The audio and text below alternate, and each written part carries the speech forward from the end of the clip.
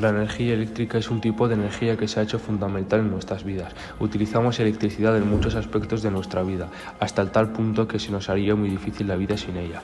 La energía eléctrica proviene de muchas fuentes, como del agua, que es la hidroeléctrica, de molinos, que es la eólica, de centrales térmicas en las que se utiliza el carbón, del sol, que es la fotovoltaica, la nuclear o la geotérmica. En este vídeo nos vamos a centrar en la energía solar. La energía solar es una energía renovable obtenida a partir del aprovechamiento de la radiación electromagnética procedente del Sol. La radiación solar que alcanza la Tierra ha sido aprovechada por el ser humano desde la antigüedad. El 43% se utiliza para calentar la atmósfera y el suelo. El 35% se regresa al espacio al reflejarse en la Tierra.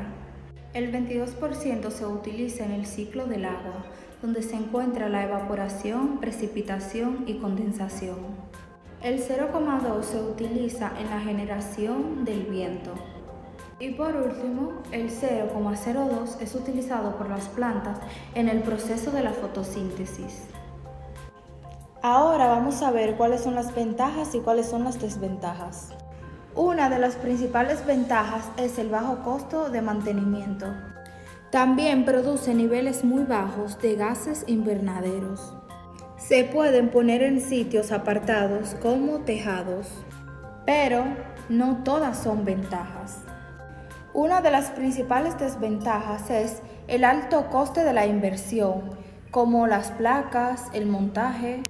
También dependen mucho del clima que haga. Hay que limpiar de vez en cuando las placas para que generen el máximo posible. ¿Cómo funcionan las placas solares? Las placas solares funcionan con la luz solar que recibe separando a los electrones, de modo que estos forman una capa de carga positiva y una de carga negativa en la célula solar.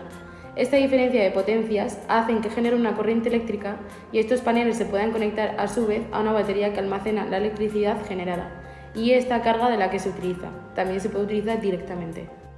Ahora hablaremos sobre los tipos de placas solares. En una de ellas estaría la energía fotovoltaica, que convierte la luz del sol directamente en electricidad, por el llamado efecto fotoeléctrico. Luego estaría la energía térmica de concentración, ya que se usa para espejos para reflejar el calor en un punto de producir la energía. Y por último estaría la energía y enfriamiento solar, que lo que hace es utilizar la calefacción y refrescar conectando a una bomba de calor. Ahora, para hablar del funcionamiento de las placas solares, tendríamos que tener en cuenta lo de qué es la energía continua y la alterna.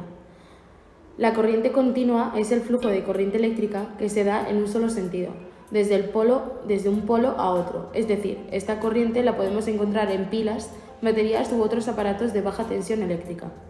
Y luego estaría la corriente alterna, el flujo eléctrico que se da en dos sentidos alternando uno y otro, ya que las placas solares producen corriente continua y por eso se necesita un aparato llamado inversor, que transforme esta corriente continua a corriente alterna, que es la que tenemos en la red eléctrica normal. En Cuatro Vientos contamos con unos generadores solares. La idea de instalarlos se produjo por una iniciativa surgida en el Plan Estratégico del Centro, haciendo una revisión de la RSE, Responsabilidad Social Empresarial. Vieron que uno de los aspectos que se podían mejorar era la responsabilidad medioambiental, es decir, ser más sostenibles. Al mismo tiempo, y con el fin de mejorar en este aspecto, ponemos en marcha un proyecto europeo junto con otros 5 centros al que llamamos Stop CO2.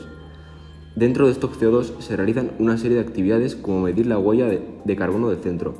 Una de las acciones que se propusieron era instalar unas placas solares en el tejado para generar electricidad propia directamente desde el sol.